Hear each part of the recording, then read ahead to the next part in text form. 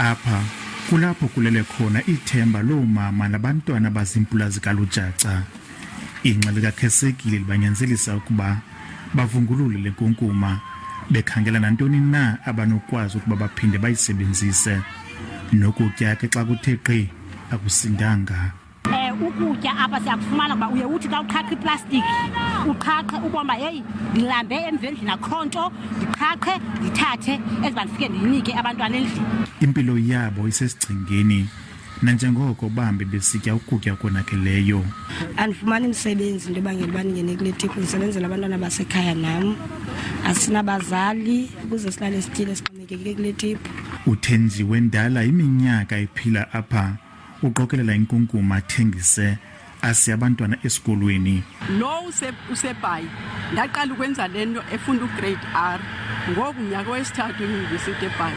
Imibutho engekho ngaphantsi kwarhulumente ikhathazekile ngokufuduka kwabantu befuthukela eDolophini ngeenjongo zokukhangela ukutya nomsebenzi.